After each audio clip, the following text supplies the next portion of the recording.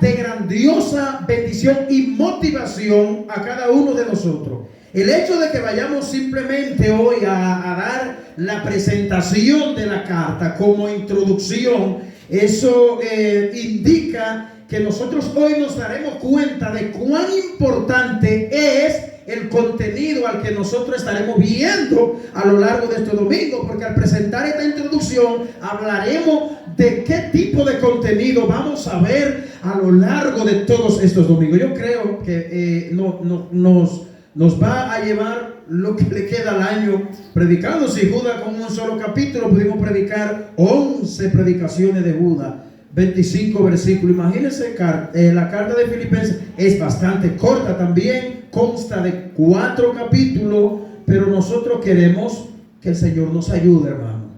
Eso es lo que queremos. Yo de verdad, mi oración es que los corazones de cada uno de nosotros ardan y sean bendecidos profundamente a través de la exposición de esta carta. Así que si usted tiene ahí el capítulo 1, vamos a leer solamente los 2 primeros versículos de ese libro. Y dice así en el nombre del Señor. Recordándole que a pesar de que sea un saludo, este saludo tiene algo muy significativo. Pablo y Timoteo, siervos de Jesucristo, a todos los santos en Cristo Jesús que están en Filipo, con los obispos y diáconos, gracia y paz a vosotros de Dios nuestro Padre y del Señor Jesucristo. Padre, te damos muchas gracias por tu palabra. Yo creo en la oración que se ha hecho por mí. Lo único que me resta decirte es que tu gracia me acompañe no solamente a lo largo de esta predicación de hoy, sino a lo largo de toda esta serie. En el nombre de Jesús, amén.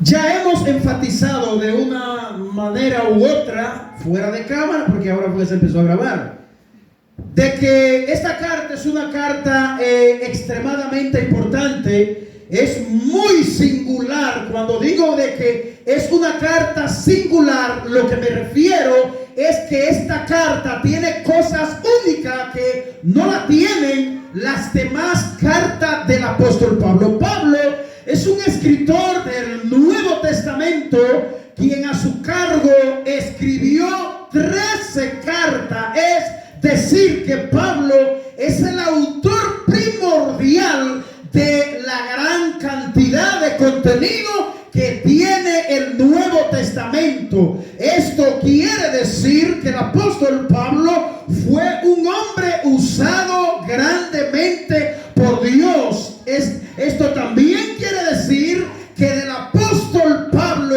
no solamente las iglesias que recibieron sus diferentes cartas fueron bendecidos. Nosotros hoy pertenecemos al siglo XXI, somos una iglesia del siglo XXI. La iglesia a quien Pablo le dirige esta carta fue una iglesia que fue fundada en el siglo I. Esta iglesia es la iglesia primitiva, es parte de la iglesia primitiva, el nacimiento o el inicio de la iglesia cristiana. Y Pablo se convierte en el cristianismo como un hombre que Dios usó grandemente. Las cosas que nosotros vemos a través del apóstol Pablo son cosas que solamente bajo la influencia del Espíritu de Dios y la gracia de Dios puede un hombre mortal poder alcanzar. La madurez, el amor que uno ve desplegada en toda esta carta, solamente el Espíritu de Dios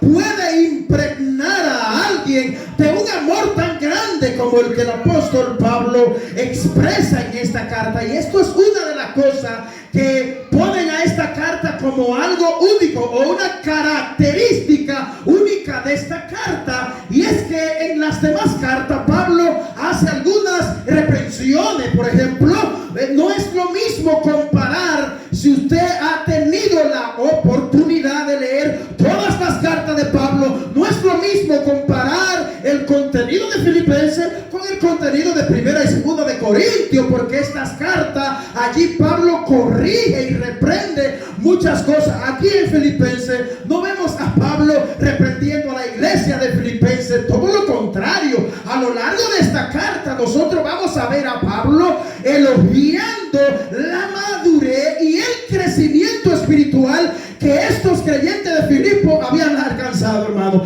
Qué lindo y hermoso es que nosotros podamos elogiar la vida de cada uno de los creyentes que se congregan en nuestra congregación. Pablo elogia a esta iglesia. Pablo se sentía además muy agradecido de esta iglesia, y eso es todo lo que veremos a lo largo de la exposición de esta carta, versículo a versículo, amados hermanos. Pero yo creo que regularmente es normal que cada vez que vamos a hablar de un libro de la Biblia nos vemos obligados a decir cosas que la vamos a decir con todo el libro de la Biblia que van a ser predicados, como por ejemplo nos vamos a referir al autor de esta carta, que ya usted lo sabe, pero lo que quiero decir es algo importante, es que Pablo ciertamente es el autor de esta carta, y no hay muy pocas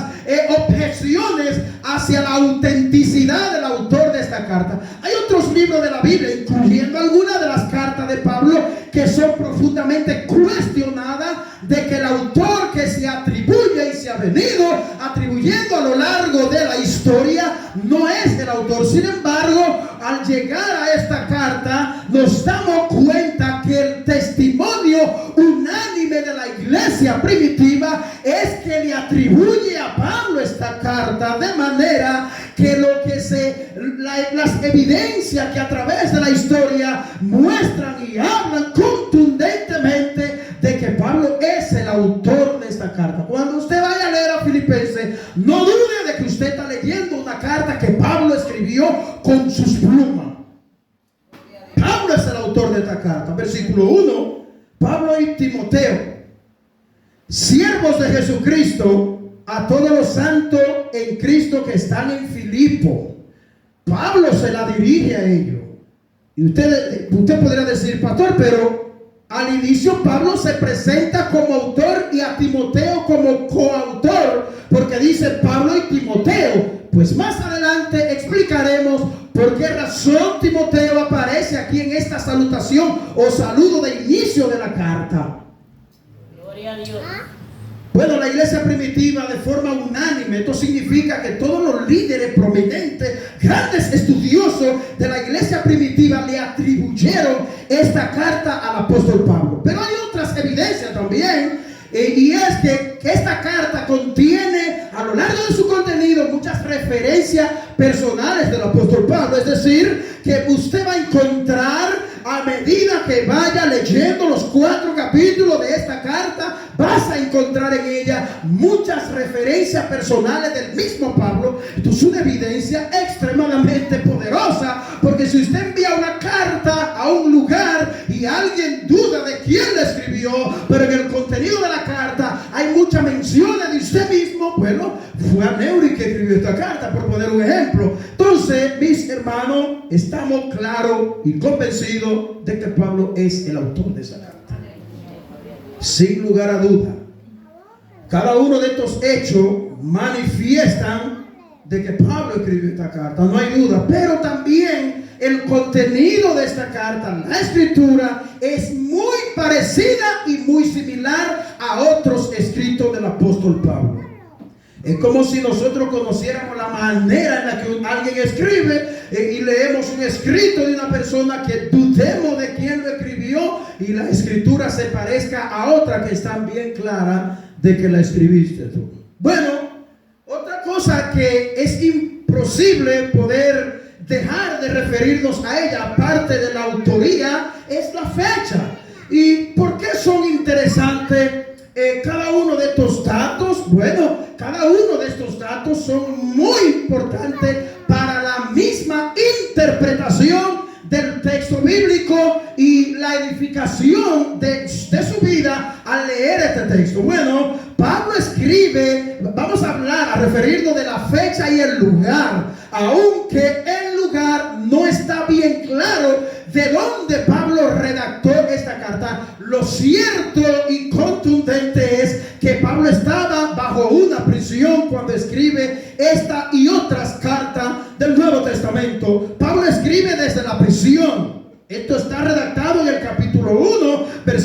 12 al 30, y usted lo va a encontrar. Pero el lugar de su encarcelamiento ha sido de mucho debate entre los grandes estudiosos. Algunos estudiosos atribuyen que fue Éfeso, otros dicen que fue en Cesarea. Sin embargo, el lugar que favorece más el contexto de la carta es a Roma, por alguna mención de que se encuentran en este libro.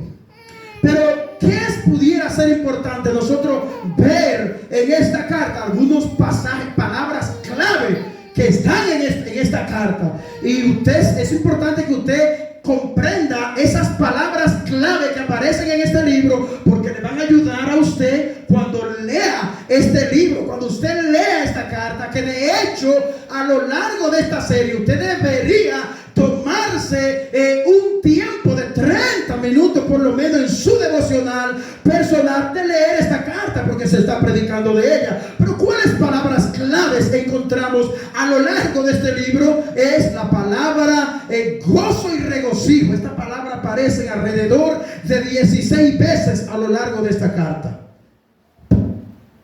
Pero hay algunos versículos clave que nosotros podamos identificar en esta carta, textos clave en esta carta que pudieran bendecirnos. Sí, hay algunos versículos clave que yo se lo voy a mencionar, y esta es la razón por la que yo le decía al principio que es bueno anotar, rayar, escribir en su Biblia. Bueno, algunos de los pasajes clave de esta carta son el capítulo 1, versículo 21 y versículo 29, capítulo 2, versículo del 5 al 11, esta porción del capítulo 2 que nos vamos a referir en su momento cuando llegue su tiempo. Esta porción del capítulo 2, del verso 5 al 11, sí, muchos eruditos bíblicos han considerado de que esta porción es un himno cristológico, porque en la porción del capítulo 2, como ustedes pueden recordar, se titula Humillación y exaltación de Cristo. Aquí está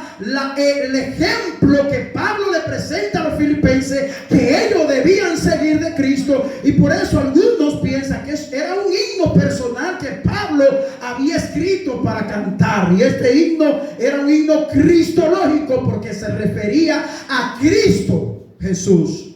Creo que usted ha leído eso en el capítulo 2 o lo ha oído predicar. Otros pasajes claves en esta carta se encuentra en el capítulo 3, versículo 13. Esos textos usted debería ir subrayándolo para usted leerlo. Otros pasajes están en el capítulo 4, versículo 6, versículo 13 y versículo 19. Esos textos son clave en la carta. ¿Y por qué? Porque son pasajes muy resaltados, tienen grandes enseñanzas, y por eso estos textos son considerados por los estudiosos como pasaje bíblico que son clave de esta carta. Pero qué cosa importante podemos seguir diciendo acerca de la carta a los filipenses, el tema que esta carta trata, o los temas que a lo largo de esta carta se tratan. ¿Cuál es el tema central? Y esto es importante porque si usted sabe cuál es el tema de Filipenses, cuando usted va a leer a Filipenses, se le hace más fácil entender el mensaje práctico que usted va a llevar a su vida, porque ya usted sabe de qué trata Filipenses, cuál es el tema que Pablo aborda en esta carta, qué tan importantes fueron los temas que Pablo abordó al escribirle a la iglesia de Filipo, que pueden hoy ser de gran bendición a mi vida y a tu vida, hermano.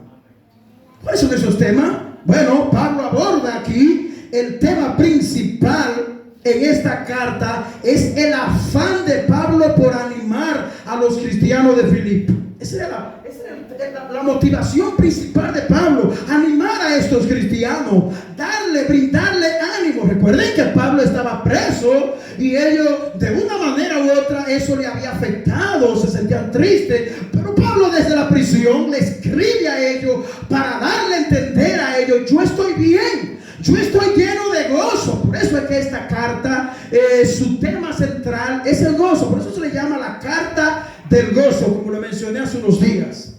Y el tema principal, ¿cuáles otros temas trata Pablo aquí que son de importancia en esta epístola? Bueno, el afecto de Pablo por sus lectores. Pablo tenía un gran afecto por esta iglesia. Un amor extremadamente profundo por esta iglesia. Y Pablo lo expresa, hermano, a lo largo de esta carta. Pero ¿cuál otro tema? Valga la repetición. El gozo es un tema muy abordado en los 4 capítulos de esta carta. Es mencionada la palabra gozo, pero también el apóstol Pablo aborda uno de los temas doctrinales del cristianismo más profundo, como lo es el tema de la Trinidad o la deidad de Cristo juntamente con Dios. El ejemplo de la humildad de Cristo también está expresado en esta carta, en el capítulo 2. La justificación solo por la gracia, por medio de la fe solamente. Es extraordinario, hermano, lo que Pablo toca en esta carta. De todo eso nosotros vamos a ser enriquecidos a lo largo de todas estas semanas. Hay que hablar un poco de la ciudad de Filipenses, ¿verdad? Bueno, Filipo es una ciudad de Macedonia, al norte de Grecia. Estos detalles son importantes, vuelvo y repito, para el estudio y el análisis profundo de esta carta. Si usted domina estos detalles, su comprensión del contenido será más fácil, hermano. Pues esta ciudad de Filipo estaba ubicada al norte de Grecia, establecida en el año 358 antes de Cristo. Fíjese los años que tiene esta ciudad fundada. ¿Y por quién fue fundada esta ciudad? Por Felipe, el padre de Alejandro el Grande. Estos son personajes de la historia. Tal vez usted no lo ha oído mencionar, no lo conoce, pero son personajes que están en la historia. También fue conocida como una colonia militar perteneciente a la gran ciudad de Roma. Todos estos detalles son importantes darlo acerca de esta carta como una forma introductoria. Ahora bien, otro detalle que quiero dar acerca de esta carta. Esta carta tiene algunos puntos que son notables.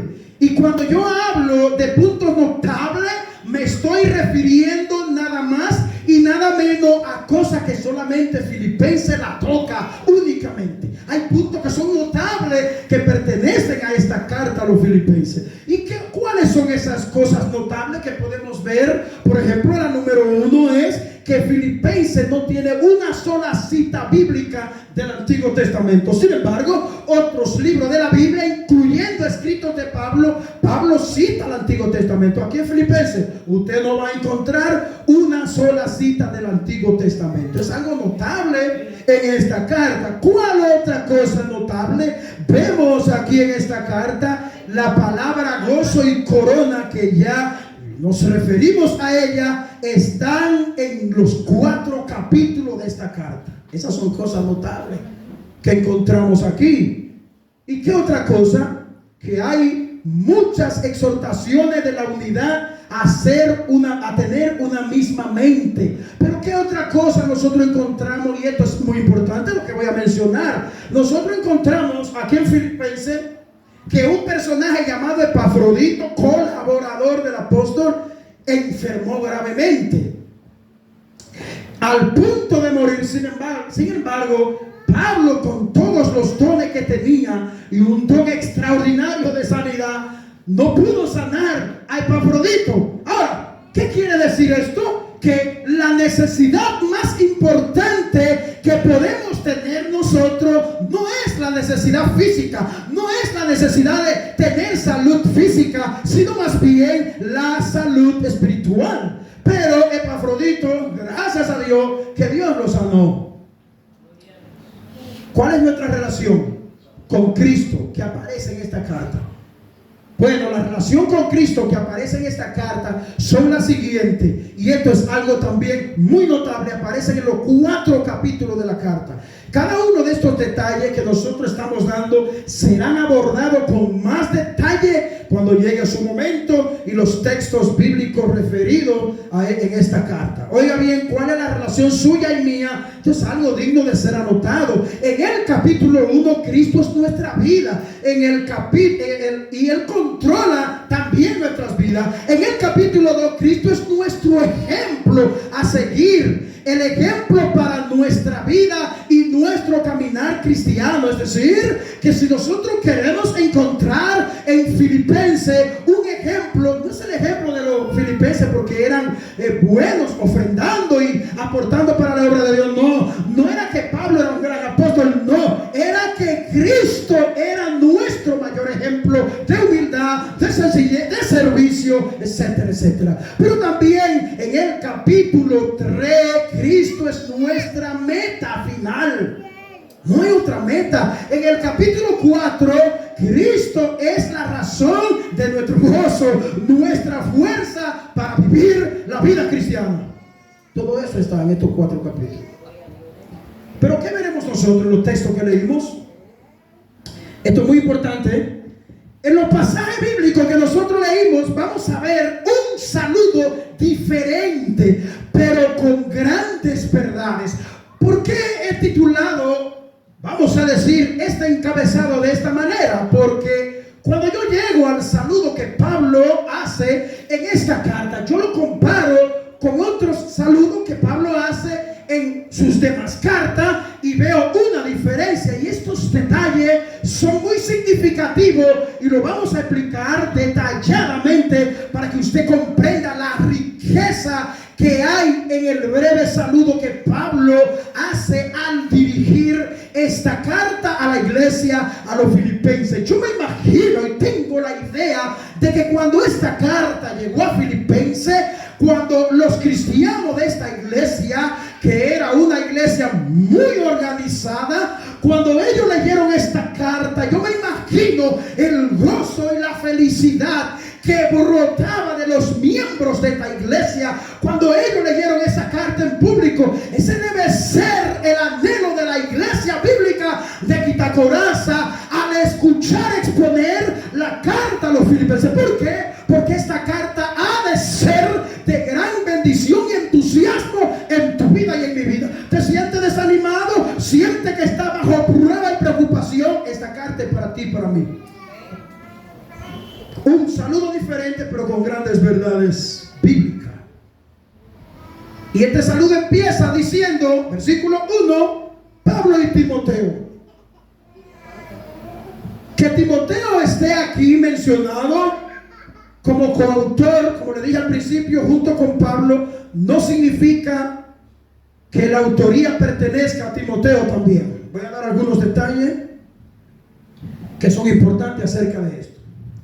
Esto lo que significa es, y lo vemos a lo largo de las demás cartas de Pablo, es que Timoteo era un colaborador muy íntimo del apóstol Pablo, y por eso Pablo lo incluía en su saludo. Timoteo estaba a la mano era la mano o una de las manos derechas de Pablo. Pero algunos estudiosos, refiriéndose a esta carta, creen que Timoteo fue un manuense. Esto es lo que significa un secretario que Pablo, y siendo inspirado por el Espíritu Santo, Timoteo se encargaba de redactar, simplemente utilizar la pluma. Eso es, algunos estudiosos piensan que es esto. Sin embargo, lo que nosotros sí podemos estar convencidos es que la iglesia, quien iba a recibir esta carta, conocía bien a Timoteo. Pero no solamente eso, era que Timoteo era un siervo de Jesucristo. Allí no podía ser mencionado otra persona que no tenga las cualidades y características que tenía Timoteo. El hecho de que Timoteo esté mencionado allí significa que Timoteo era un siervo de Cristo, como lo expresa Pablo. Otras cartas como Segunda de Corintios, Colosenses, Primera y Segunda de Tesalonicenses mencionan a Timoteo también. Y otros personajes también Pablo menciona en sus cartas. Y esto lo que habla más bien es de que Timoteo era un gran colaborador del apóstol Pablo. Amados hermanos, Timoteo fue el manuense, como ya le mencioné, de Pablo para escribir esta carta. Pero realmente este saludo difiere de otro saludo que Pablo, con lo que Pablo inicia otras cartas de las que ya acabo de mencionar, como Primera de Corintios, Primera y Segunda de Tesalonicenses, Colosenses y otras cartas del Nuevo Testamento. Hay una gran diferencia aquí en este saludo. Esa es la manera que Pablo se presenta aquí junto con Timoteo. Atención, ¿cómo se presenta Pablo en otras cartas de las que ya yo mencioné? Pablo, apóstol de Jesucristo.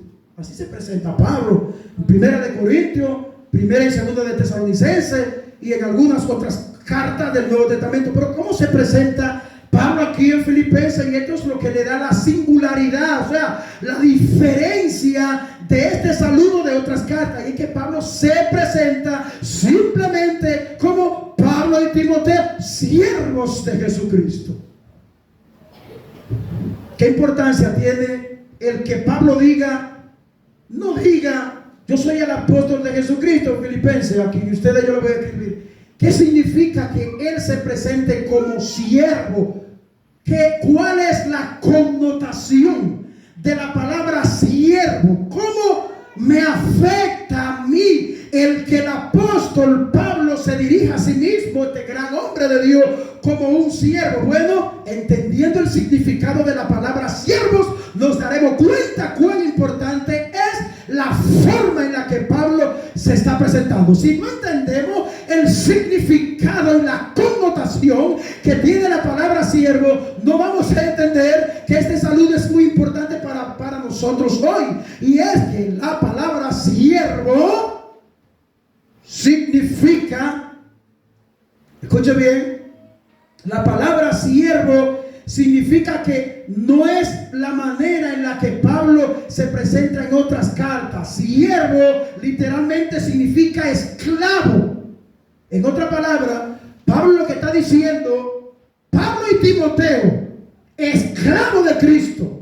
No, el famoso, el que ya ha escrito muchas cartas, el que Dios ha usado con grandes dones. No, debe algunos siervos, entre comillas, hoy. Yo creo que usted lo ha visto. Si no lo ha visto en persona, lo ha visto en televisión. La presentación de muchos hombres hoy en día. ¿Usted cree que yo soy Pedrito y yo soy un esclavazo de Cristo, un esclavo? No, yo he viajado a tantas naciones y Dios me ha usado grandemente. Esos son los privilegios y las cosas que algunos presentan acerca de sí mismos. Pablo tenía muchas cosas de que gloriarse. Él mismo lo menciona y eso lo vamos a ver en su momento. Y Pablo se presenta aquí humildemente como un siervo de Jesucristo. Y significa literalmente esclavo. Pablo y Timoteo eran esclavos del Señor. Esto quiere decir que ellos estaban dispuestos a servir, pero no solamente a Dios, sino a su prójimo y a todo el que esté al alcance de ellos. Pero ¿de dónde viene esta palabra? Esta palabra viene de la palabra griega doulos. De ahí viene la palabra siervo. Hay otra expresión que aparece en el verso 1 y dice: a los santos que están en Filipo. Esta expresión indica claramente que estos hermanos eran considerados por Pablo como verdaderos hermanos en la fe. Porque Pablo se está dirigiendo y menciona una palabra que no se le atribuye a todo el mundo: a los santos que están en Filipo. Pablo quiere decir, ellos son creyentes genuinos. A ellos me estoy dirigiendo con esta carta. Creyentes que han madurado, que han cambiado, creyentes que han dado fruto digno de arrepentimiento. Esta breve expresión, a los santos que están en Filipo. Eran gente que se guardó para Dios. Aleluya. Estos eran verdaderos hermanos en la fe y que eran dignos de ser imitados. Pero hay algo extremadamente importante que este texto al inicio de esta epístola menciona también, y es con los obispos y diáconos. Esto es un detalle también importantísimo y que nosotros podemos aprender. ¿Por qué Pablo dice a los santos, a la iglesia, a los santos, y a los, o sea, es un mismo grupo de personas que está dividido entre tres grupos? Pablo dice a los santos que están en Filipo y a los obispos, plural. A los obispos y diáconos son palabras plurales que Pablo también dirige. Y esto es muy importante, atención, porque esto, vuelvo y repito, sí que es un detalle en este saludo importantísimo. Aquí se encuentra expresada la estructura del liderazgo en la que esta iglesia contaba. Obispo es una palabra plural, como ya le dije, y significa también pastor o anciano. Es la palabra pastor o anciano, es decir, que Pablo se está dirigiendo en una misma iglesia local a diferentes pastores, es decir, que esta iglesia era una iglesia que, aparte de que había crecido, tenía pluralidad de pastores, tenía diversos pastores que la pastoreaban. Esto es bíblico, hermano. Hoy en día yo conozco muchas iglesias que tienen pluralidad de pastores. Nosotros no tenemos pluralidad de pastores porque todavía no hemos crecido hasta el punto de tenerlo. Pero le voy a decir algo, y esto es un paréntesis que voy a abrir en la predicación. Las iglesias que tienen pluralidad de pastores, es decir, si no entiende mucho esa palabra, las iglesias que tienen varios pastores, es una gran bendición porque ambos velan por ellos mutuamente, y usted no se cree el mayor ni el menor, no, sino que estos ayudan a un pastor a rendirle cuenta a otros pastores. La iglesia tenía pluralidad de pastores y diáconos, habían varios diáconos, pero hay una expresión también que Pablo menciona aquí: gracia y paz a vosotros de Dios nuestro Padre y del Señor Jesucristo. ¿Qué tan importante es que Pablo cierre este saludo en 2 versículos de esta manera? La gracia y la paz sean dadas a vosotros de Dios nuestro Padre y del Señor Jesucristo. Lo primero que quiero resaltar es que una iglesia no puede funcionar ni puede caminar sin la gracia de Dios. La gracia de Dios es el combustible. Si la gracia no está, de nada sirve que se predique en esa iglesia, que se evangelice en esa iglesia, que haya pluralidad de pastores en esa iglesia. De nada sirve. Por eso Pablo dice: la gracia y la paz de Dios sea con ustedes. Pero hay otro detalle: de Dios nuestro Padre y del Señor Jesucristo. ¿Qué está resaltado aquí? Que tanto Dios, el Padre, como Cristo son Dios. Oiga bien, de Dios nuestro Padre y del Señor Jesucristo. La palabra Señor en griego es la palabra Kurios, y ahí viene la palabra Señor. Y Kurios lo que denota es Señor, dueño, Dios, soberano. La doctrina que es bien debatida, la doctrina de que si Cristo es Dios. Pero hay algo que no puede pasar por alto, hermano, en esta predicación, y es lo último que yo voy a tratar. Son algunas lecciones prácticas, atención, hermano, que nosotros encontramos a lo largo de esta carta. ¿Sabe lo que significa? Lo que yo voy a tocar ahora quizás sea la columna vertebral de esta predicación, porque yo voy a presentar alguna sugerencia práctica que la Biblia en esta carta nos llama a nosotros a hacer, ponerla en práctica. Número 1, la Biblia nos enseña cuál es la organización bíblica de esta iglesia, y ya lo acabamos de ver en el verso 1. Repito: Pablo y Timoteo, siervos de Jesucristo, a los obispos y diáconos que se encuentran en esta iglesia. Es decir, que este versículo de manera práctica nos está diciendo a nosotros que como iglesia deberíamos tener una proyección o una visión de más adelante, nosotros como iglesia tener una estructura bíblica como la tenía esta iglesia. Segunda cosa muy práctica es que el cristiano debe orar los unos por los otros. Capítulo 1, verso 3, verso 4. ¿Usted está entendiendo? Usted, si no lo está haciendo, debe orar el uno por el otro, y eso lo encontramos en esta carta. Dios nos ayudará hasta el final. Capítulo 1, verso 6. 1 Corintios 15, 58 y Mateo 28, 20. La palabra del Señor no está presa, dice Pablo en el capítulo 1 del versículo 12 y versículo 13. Pero hay que hablar la palabra sin temor. Verso 14 del capítulo 1. Algunos sirven a Dios con motivos incorrectos. Recuerden cuando el apóstol Pablo dice: algunos predican a Cristo por envidia o por hacerle daño al mismo Pablo. Algunos predicaban a Cristo para mortificar a Pablo en la cárcel. Y esto no fue un motivo de que Pablo se deprimiera y se sintiera triste. Pablo en vez se gozaba y decía, oiga la palabra que el apóstol Pablo dijo, lo que otros estaban utilizando para herir a Pablo, Pablo dice, pero me gozo porque de una manera u otra Cristo está siendo predicado. Capítulo 1, versos 15 al 18. El cristiano debe vivir como es digno del evangelio. Capítulo 1, versículo 27. El cristiano debe estar puesto para la defensa del evangelio. Capítulo 1, versículo 16. El cristiano debe vivir para Cristo. Capítulo 1, verso 21. El cristiano tiene el privilegio de sufrir por Cristo. Capítulo 1, versículo 29. Hechos 5, versículo 42. Y Filipenses, capítulo 4, versículo 4.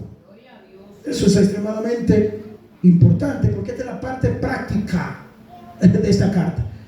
Yo puedo conocer a Filipenses de cabo a rabo, pero si yo no tomo para mí las cosas que yo debo hacer, que están en esta carta, en vano leemos y escuchamos predicar acerca de Filipenses. El cristiano debe poner a otro en primer lugar. ¿Dónde nosotros encontramos eso? En el capítulo 2, versículo 3, versículo 4. Esas son cosas prácticas para que el cristiano la viva. El cristiano debe ocuparse en su salvación con temor y temblor. 2:12. Pero este versículo será explicado en su contexto cuando llegue su momento. ¿Qué significa? Que los cristianos deben ocuparse en su salvación con temor y temblor. No hay que hacer las cosas murmurando. Capítulo 2, versículo 14. La Biblia nos muestra grandes ejemplos a seguir. Capítulo 2, versículo 19 al versículo 23. El cristiano debe tratar bien a los demás que trabajan en la obra del Señor. Capítulo 2, versículo 29. En ocasiones es importante repartir las enseñanzas bíblicas. Capítulo 3, versículo 1. Dios debe ser el primero y arriba de todas las cosas. Capítulo 3, versículo 8. Esas son las evidencias prácticas que nosotros encontramos en esta carta. Hay que ser imitadores de Pablo, dice 1 Corintios 11:1 y el capítulo 3 de esta carta, versículo 17. Nuestra ciudadanía está en los cielos, capítulo 3, versículo 20. Hay que estar felices aún en medio de los momentos más difíciles y horrendos de nuestra vida, capítulo 4, versículo 4. Nuestra bondad debe ser conocida delante de los hombres. Capítulo 4, versículo 5. Hay que dar a conocer nuestras preocupaciones a Dios. Capítulo 4, versículo 6. Por nada estéis afanosos, si no sean conocidas vuestras peticiones delante de Dios. Y en conclusión, el cristiano debe ocuparse en las cosas buenas. Capítulo 4, versículo 8. Todo lo puedo en Cristo, todo lo podemos en Cristo que nos da la fuerza. Capítulo 4, versículo 13. Y Dios proveerá todo lo que necesitamos según sus riquezas en gloria. Capítulo 4, versículo 19. De esta manera, nosotros hemos presentado la introducción de esta carta para que nosotros podamos entender a qué importante contenido es el que nosotros nos vamos a exponer durante todos estos domingos.